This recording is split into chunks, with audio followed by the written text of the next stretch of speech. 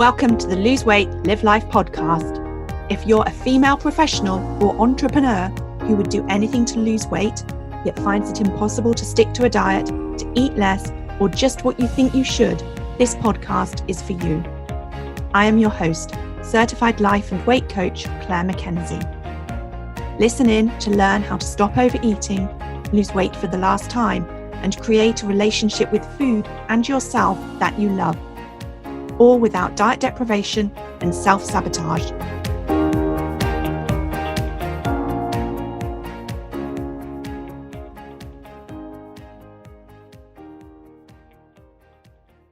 Hi everyone, and a very warm welcome to podcast episode number 82. Today I am talking to you about the new law here in the UK that came into effect last week, which is that restaurants and other food and drinks outlets that employ more than 250 people are now required by law to publish the number of calories of each menu choice on the menu. Now, there has been some discussion around this inside of the Lose Weight, Live Life Academy this week already. And so I wanted to bring that conversation to you on the podcast because it's something that I think is going to impact all of us. And I think it's just really useful for us to be aware of what's going on and to notice how we respond in response to that and what we're thinking, what we're feeling, what we do, and also be conscious of the impact it may be having on other people who we may be dining out with as well. Now, I can still remember going on a trip to New York with my family back in 2017 and being faced with calories on the menu when I visited, I think it was the Bubba Gump shrimp restaurant. And I was amazed that most main meal options were around the 1,500 calorie mark, with some being well over 2,000 calories. I wasn't overly fazed. I put it down to the size of the US portions. I did, however, choose one of the options that interested me that was also probably the lowest calorie option. So I do think it did influence my decision there, but didn't really think much about it at the time. Now, if you've been listening to me for a while, you may know that one of the things I encourage you to do when you're going to be going out to eat at a restaurant is to look at the menu and decide what you're going to have the day before. And I suggest doing this because you will be sort of really better equipped to make an informed decision based on what you truly want, rather than a decision based on what your primal brain wants in the moment, which is usually going to be all about what will give you the most pleasure, or making a decision based on what others are ordering, or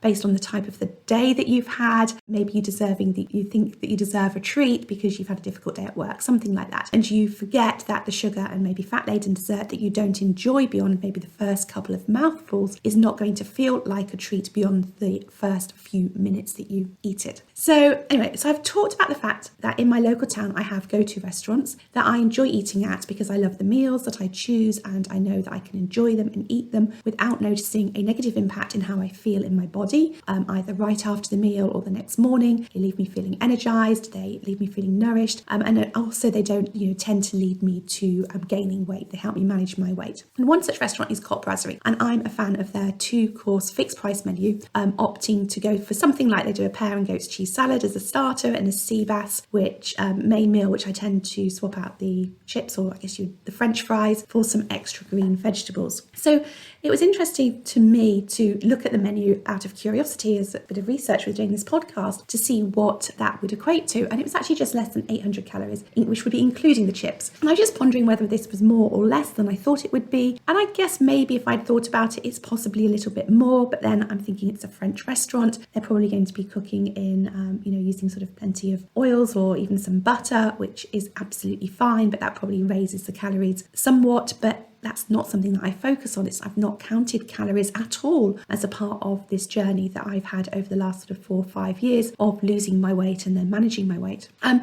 I just think it's really useful to start observing where my thoughts go, where my mind goes, where my brain goes, now that we're presented with this new data. There's no doubt that publishing calories on the menu is going to be challenging for those people who are actively managing an eating disorder or who are in recovery from an eating disorder. So I just wanted to say something about that. The Beat, the eating disorder charity, have published a page on their website offering advice for anyone with an eating disorder impacting by the publishing of calories on menus. And I'm going to put a link to that page in the show notes for this podcast because they've got some really good advice and tips there. And I would actually encourage all of you to read their advice because we don't always know who is struggling who of our friends, our colleagues, our family members may be finding it very triggering to have this calorie information on the menu. And the one piece of advice that Beat gives us, it gives some insight into this, and what they say is many people are understandably anxious that the introduction of calories on menus means this will be a topic of conversation during the meal. Where possible, discuss this before with the party you're eating out with, focusing on what would be helpful and supportive to hear. This may feel difficult to raise, but perhaps start by saying it to a single person in the group you feel closest to, or plan out what to say with someone you trust. If this proves tricky, then think of ways you can distract yourself in this conversation. If it arises, think of affirmations you can remember, other topics of conversation to direct to, or other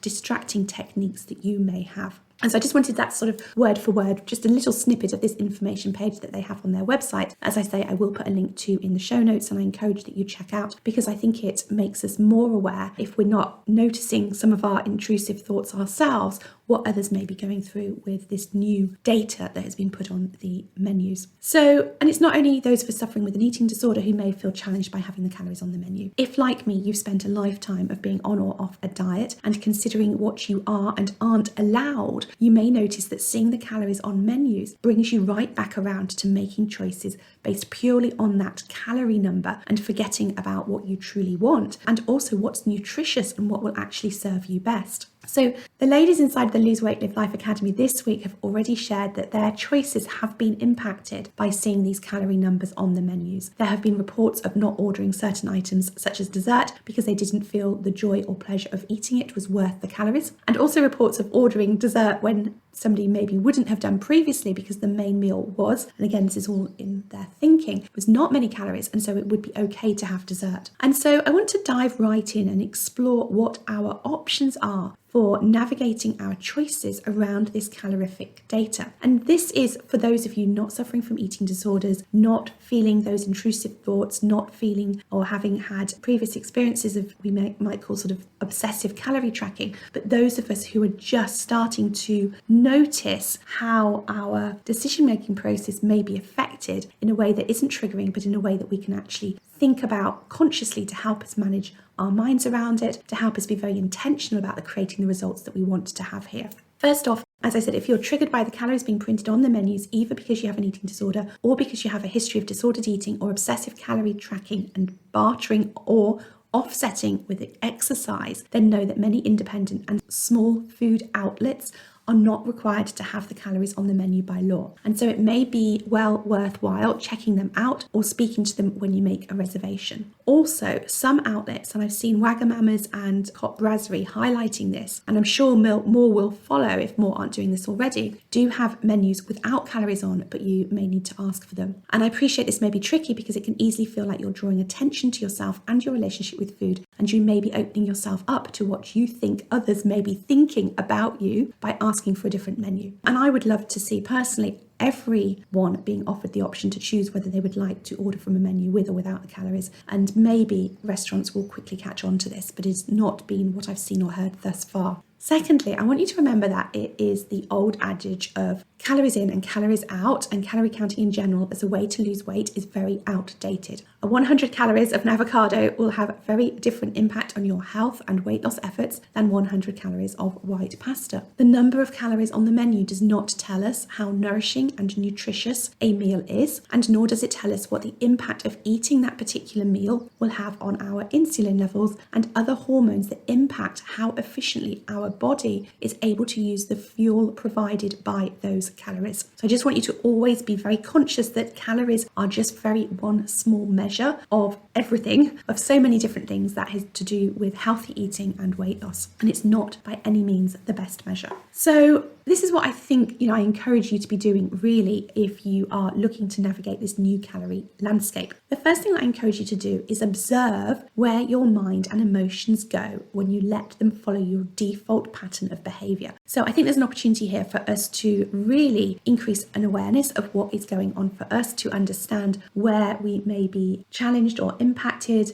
by some previous diet mentality, where we may have some unknown bias around what is good or bad or isn't allowed. We have all of this sort of diet language coming in, and it may be from previous diet experiences, it may be from our upbringing, from our background, from the homes that we grew up in. But just encourage you to observe yourself. Do you notice that you start adding up calories when you haven't considered calories maybe for quite some time? What do you think when you tot them up? How do you feel? Do you have thoughts about wondering what others will be ordering that are different to what you normally think? Maybe you normally observe what others are planning to have based on comparing what they're having versus what you maybe want, or what you think might be interesting or sounds good. And now all of a sudden you find you're wondering if they will order something higher calorie or lower calorie. And you're wondering if they're having thoughts about you. Are they judging you for what you may be ordering? Or you might even notice that you're judging them. All really normal, by the way. Don't then judge yourselves for noticing that you're judging others. It's just normal human behavior. You may also notice that others are commenting on the calories on the menu.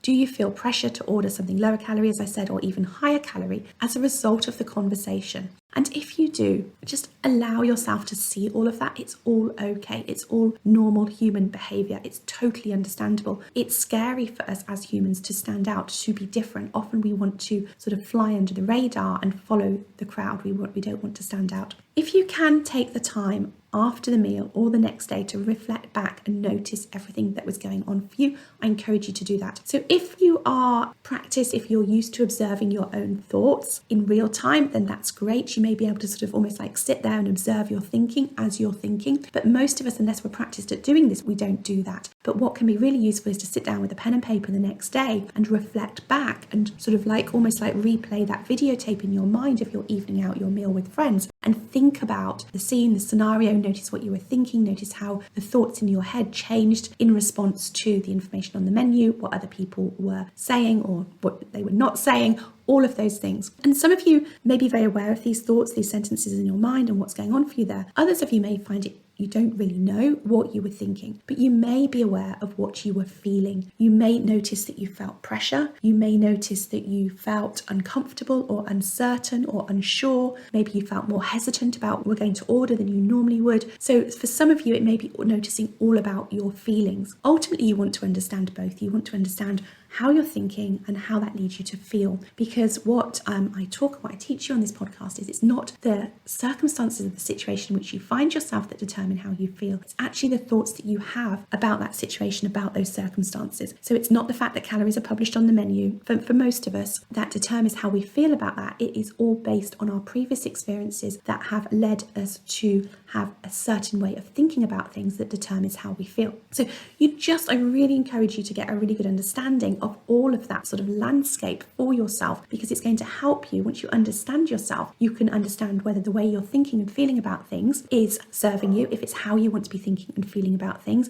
or actually if you want to make some changes and make some adjustments there. So you will, of course, then notice what you do as a consequence of all of your thinking, the decisions you make, what you eat or don't eat. Look back and reflect on your experience. Did you choose the foods you would have chosen without there being calories on the menu? Did you make choices that you feel better about? Maybe you actually found that it was useful, that there were a couple of options that were very, very similar, and you thought, actually, I feel slightly more informed here. Maybe you were able to see that a meal that you thought would be more healthy maybe had more calories in than you thought it would have done. So you had an indication there that maybe there was some unnecessary added sugar or some unnecessary added fat or something like that. Maybe you saw the calorie information and it encouraged you to ask what the actual ingredients were, because it didn't make sense why something was so high calorie. I do think there's some positives that can come out of this as well, but it all depends how you are thinking and feeling and how you can make this work for you. So just be really aware of what's going on. Did having the calories on the menu help or hinder you?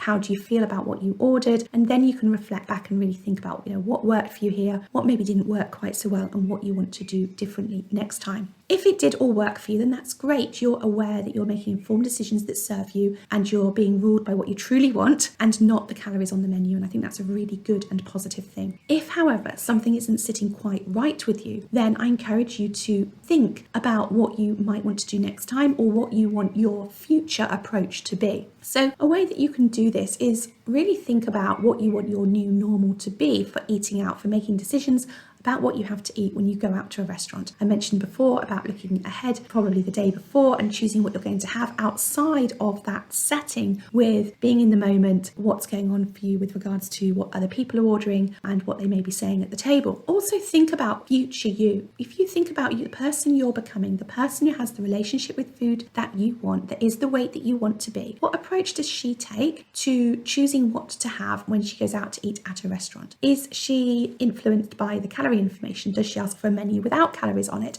Can she use that information in a way that works for her, that suits her? And think about you as that future person and the decisions that you would be making, and then what you would be feeling in order to make those decisions, and how you would be thinking. So how would you be showing up maybe differently to how you showed up in your sort of experience that you're reflecting back on? How would you go about doing that? That's something that I really encourage you to think about. So another restaurant that I sometimes go to is Carluccio's. I like to order their brunch. I choose the vegetarian option. So that was something else that I was checking out on their website. As I said, I normally order the vegetarian breakfast and I don't eat the bread, and I have a late brunch because I have it instead of lunch. Now, I'm not vegetarian, but I prefer the vegetarian options to the sausage and bacon because I feel they're more nutritious, don't sit so heavily on my stomach, and I enjoy them. And I like the foods on the plate as well. And so I was surprised when I sort of checked out that actually the vegetarian option was higher in calorie than the normal option with the sausage and the bacon. All options were over, I think, 800 calories as well, which I also had, noticed myself thinking, oh, that's probably higher than I thought, but I don't make that mean anything. I'm totally okay with that. Now, if I was using calories as my guide to make my choice, I might be tempted to either choose the meat-based option and momentarily forget why I don't normally have it, which is that it sits heavy on my stomach and it leaves a sort of a greasier taste in my mouth, if you like.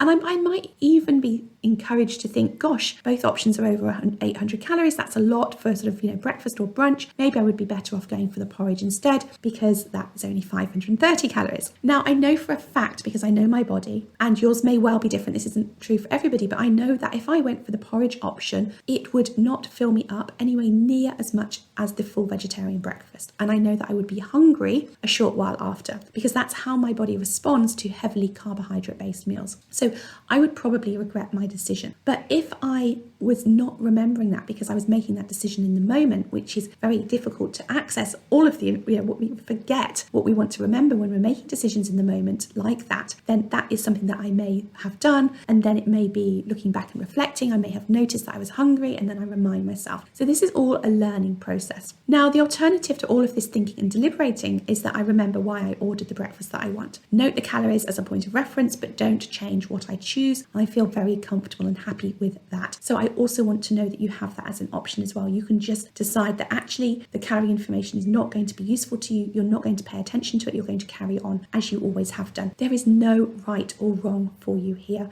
There is you truly deciding what you want to do based on what feels right for you and what is going to help you get the outcome and the results that you want. As I said, staying aware of what's going on for you and observing yourself can take practice because we're so used to operating on autopilot most of the time. And if you find it difficult to catch what you're thinking in the moment, you may find it easier instead to check in with how you're feeling, making the food choices that you made after the fact. Okay. Something else, if you notice the word should creeping into your thoughts, it's an indication that there may be some sort of diet mentality thinking going on that is directing you towards making a decision that is not you checking in with yourself as to what you truly want. Okay, so if you notice that you're thinking that you should have that because it's less calories, just really stop and check in with yourself and decide what you really, really want. Also notice whether you're being swayed by others. Notice if you're being swayed by the hard day that you just had at work or by the difficult conversation you just had with your sister that's left you frustrated and wanting to eat to feel better. So you making your decision without the influence of your day or others based on what you want, not just in the moment, but for your future self, is what you're aiming for.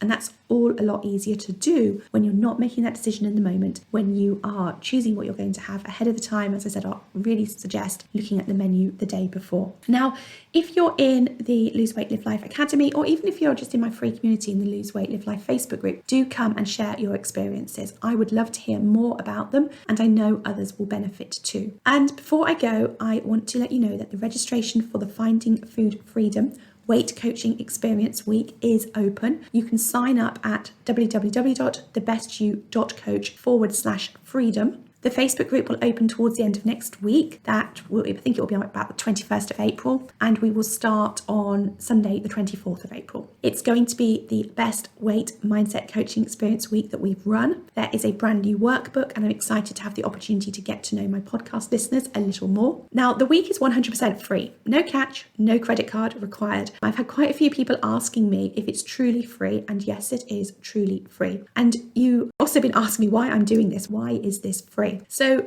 firstly, I want to help as many of you as possible create a relationship with food that works for you, because I know firsthand I felt miserable, I felt ashamed, I felt frustrated, and even sometimes some self-hate. That came with my inability to lose weight, to not lose weight for many decades. And I don't want any of you to be needlessly feeling that way. And not only that, but I was also morbidly obese. My health was a serious risk to my future and my kids' future. And I don't want that for any of you either. And this Weight Mindset Coaching Experience Week will be an opportunity for many of you to see what an alternative to dieting looks like, maybe for the first time in your life. It will be an insight into what creating a relationship with food that works for you might look like. It will be an opportunity for you to understand yourself when it comes to emotional eating, and lots more. And yes, I will be inviting those of you who take part to come and join us in the Lose Weight Live Life Academy, so that I can continue supporting you beyond the week to help you find out how to eat in a balanced way for both fuel and nourishment and comfort and pleasure, so that you can be the weight that you want to be. So if you have been interested in the Lose Weight Live Life Academy and been wondering if it's going to be a good fit for you, if it's right for you, then participating in this Coach Experience Week is really going to help you understand whether that is going to be a good fit and whether it is going to be right for you. But I also want you to know that it is an invitation and not an expectation. And the Academy won't be for everyone, and that is totally okay. In the Weight Mindset Coaching Experience Week, I will also share some hints and tips to help those of you who decide not to join the Academy make progress on your own, take your own next steps.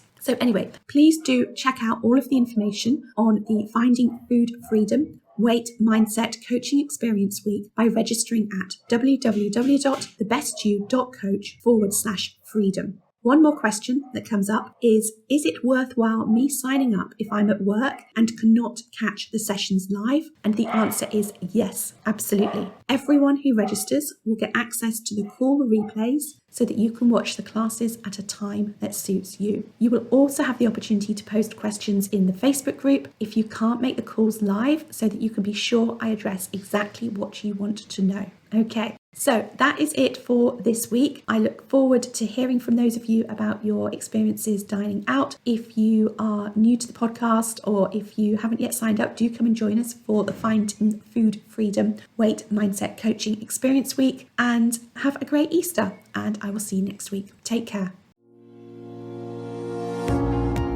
If you enjoyed listening to this podcast and are ready to live a more intentional life, lose weight as a part of that journey, and create a relationship with food and yourself that you love, then I would be honoured to be your coach.